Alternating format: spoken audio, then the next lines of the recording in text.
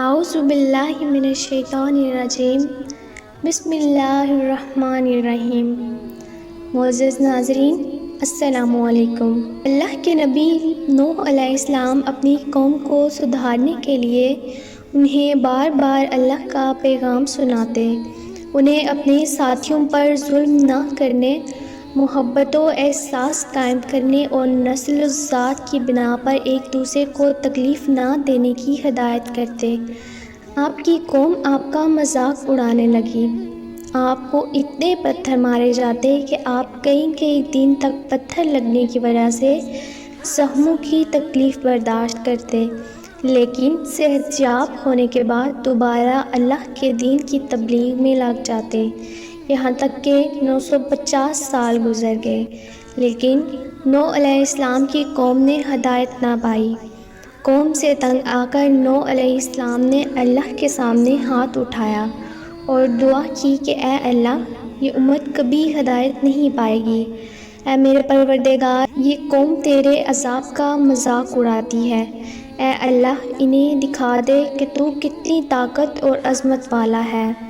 اللہ تعالیٰ نے نوح علیہ السلام کو حکم دیا، اے نوح ایک کشتی تیار کرو، اس میں تمام چرند پرند اور انسانوں کے جوڑے شامل کرو جو تم پر ایمان لے آئے ہیں۔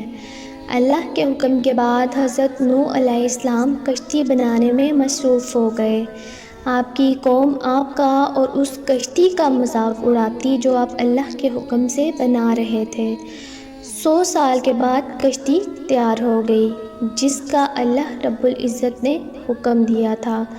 حضرت نوح علیہ السلام تمام چرند پرند اور انسانوں کے جوڑوں کو لے کر کشتی میں سوار ہونے لگے۔ اس دوران سانپ اور بچھو بھی آپ کی خدمت میں حاضر ہوئے اور کہنے لگے کہ اس نجات کی کشتی میں ہمیں بھی شامل کریں۔ اللہ کے نبی نے فرمایا، تم انسانوں کو تکلیف دیتے ہو، انہیں کاٹتے ہو، نقصان پہنچاتے ہو، اس لیے میں تمہیں اس کشتی میں کیسے سوار کر لوں؟ اس کے بعد سانپ اور بچھو حضرت نوح علیہ السلام سے عرض کرنے لگے، اے اللہ کے نبی ہماری نسلوں کو بچا لیجئے۔